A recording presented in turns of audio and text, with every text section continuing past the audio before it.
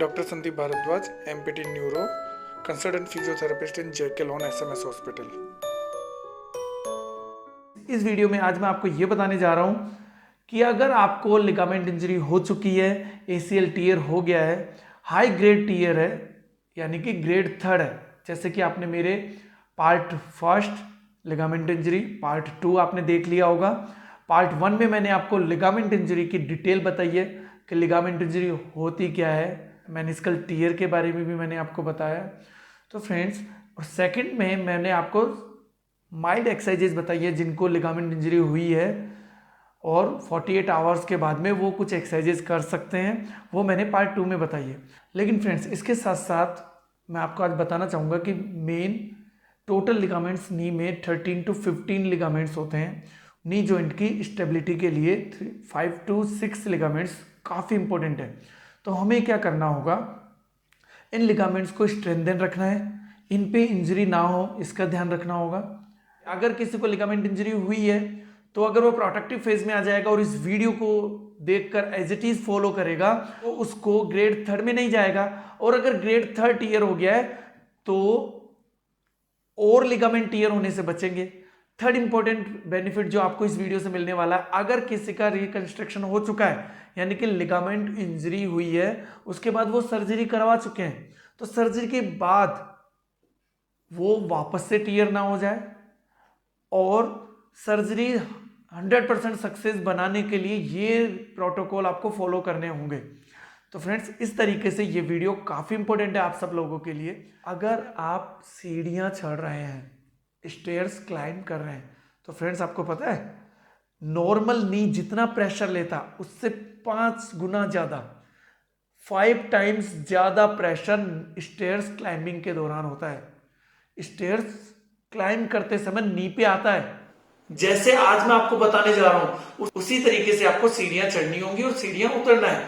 जैसे कि आपका रिकंस्ट्रक्शन लेफ्ट नी जॉइंट में हुआ है या आपको ligament injury left knee joint में हुई है, तो आपको नीचे उतरते समय आपको रेलिंग को होल्ड करना इस तरीके से। उसके बाद आप जो पैर में आपको प्रॉब्लम है, जिस नी में आपको प्रॉब्लम हो, उस नी को आप पहले रखेंगे, फिर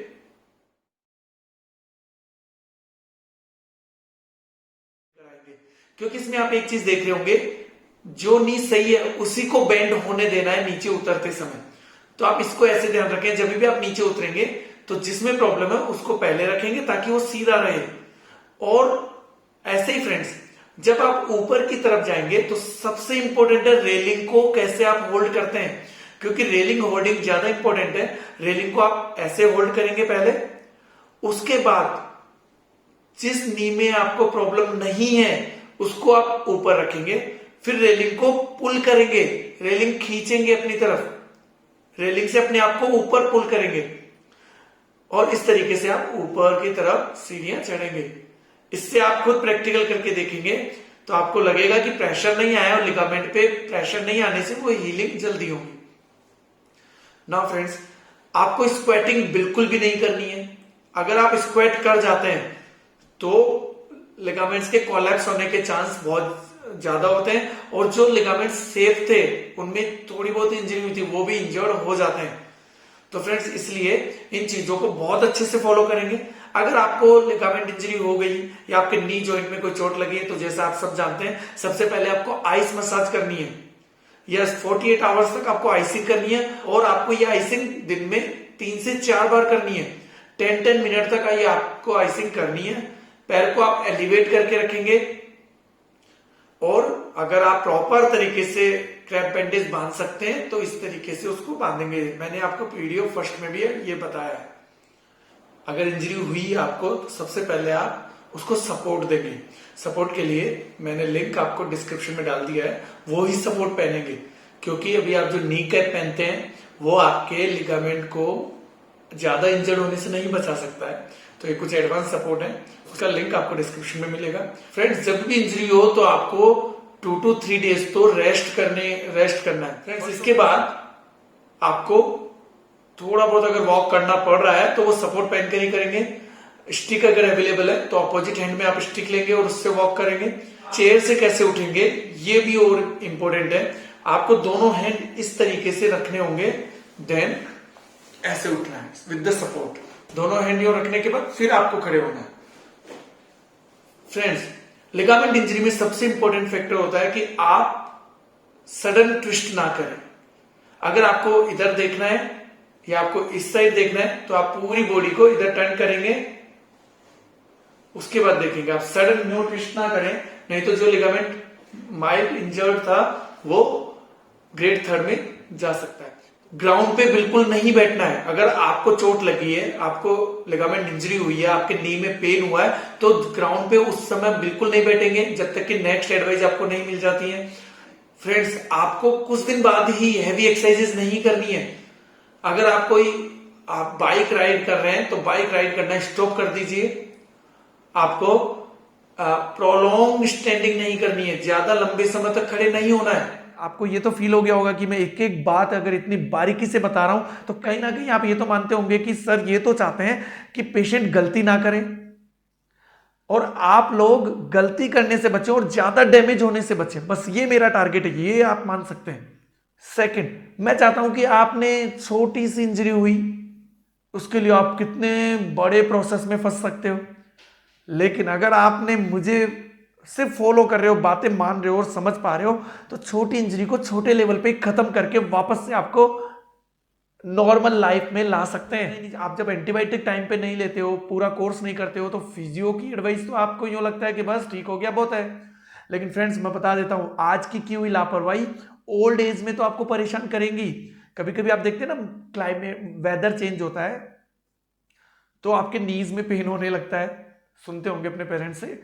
तो ऐसा इसलिए होता है क्योंकि पहले तो आप लोगों के पास ये एडवाइस भी नहीं थी। अब हम लोग गाइड कर रहे हैं तो भी आप प्रॉपर फॉलो नहीं कर रहे हैं। फ्रेंड्स, एक बात ध्यान से सुनिए, मेरे चैनल पे मैं उन्हीं लोगों को चाहता हूं जो सीरियसली फॉलो करना चाहते हैं। मुझे नहीं चाहिए सब्सक्राइबर्स, वो सब्सक्राइबर तो चाहिए नहीं जो लापरवाह हैं। लिगामेंट इंजरी हुई है और जिन्होंने रिकंस्ट्रक्शन किया है, उसके बाद रिहेबिलिटेशन प्रोग्राम होता है। रिहेबिलिटेशन प्रोग्राम 6 मंथ तक चलता है मिनिमम, बता रहा हूं आपको। तो उसके लिए वीक वाइज प्रोग्रेशन होती है, वीक वाइज एक्सरसाइजेज चेंज होती हैं। तो ऐसे जैसे फर्स्ट डे से जैसे आपका रिकंस्ट्रक्शन हुआ, वहां से लेके 6 मंथ तक एक्सरसाइजेज डिवाइड होती है कि स्टार्टिंग में कौन सी आनी चाहिए, उसके बाद कौन सी आनी चाहिए, उसके बाद कौन सी आनी चाहिए। इस पूरे प्रोग्राम को मैंने आप लोगों के लिए बनाया है उसको, ताकि आप प्रॉपर तरीके से करें। तो फ्रेंड्स, ये आप लेकर अपने घर पे कर सकते हैं। इससे आपको 2 बेनिफिट है। आप खुद जो एक्सरसाइजेज कर रहे थे, आपको वीकली अगर प्रोग्रेशन मिलेगा, वीकली अगर आप एक्सरसाइजेज सही तरीके से करते जाएंगे, तो आपके जो कमेंट्स मैं रीड करता हूं जिसमें आप लोग लिखते हैं कि सर मैंने 3-3 महीने एक्सरसाइज कर ली, कुछ लोगों ने लिखा 1 ईयर से मैं एक्सरसाइज कर रहा हूं लेकिन मेरा पेन वैसा वैसा ही है। आज भी मैं स्टेयर्स क्लाइंब करता हूं या डाउन स्टेयर्स जाता हूं तो मुझे पेन होता है, मैं इंडियन टॉयलेट में नहीं बैठ पाता हूं। तो फ्रेंड्स, वो इसीलिए क्योंकि आपने पूरा कोर्स स्टेप बाय स्टेप नहीं किया है। तो ये आपको अवेलेबल होगा इजीली 3 दिनों से लेके 1 मंथ तक के ट्रेनिंग प्रोग्राम से। कोई ज्यादा दिन के लिए नहीं कर सकता एक्सरसाइज, तो वो 3 डेज का भी ट्रेनिंग प्रोग्राम है, 7 डेज का भी है और आगे भी है। तो आप अपॉइंटमेंट के लिए सिर्फ मैसेज डाल दें। किसी को और कोई गाइडेंस चाहिए, वो नहीं आ सकते हैं तो ऑनलाइन कंसल्ट कर सकता है। 2 तरीके से होता है, एक फोन कंसल्टेशन होता है, एक वीडियो कॉन्फ्रेंस के थ्रू होता है। वीडियो कॉन्फ्रेंस में आप लोगों को यह बेनिफिट होगा कि उसमें मैं लाइव आके आपको आपके प्रॉब्लम का एग्जामिनेशन करूंगा, असेसमेंट करूंगा। आज आपकी मसल्स कितनी रिकवर कर गई हैं, कि लिगामेंट आपका कितना स्ट्रांग हो चुका है, आपको अब पहले जितनी तकलीफ नहीं आ रही है, तो इसका मतलब अंदर आपके मैकेनिक्स चेंज हुए हैं, अंदर आपकी प्रॉब्लम चेंज हुई है। उसका एग्जामिनेशन फिजिकल एग्जामिनेशन कहलाता है।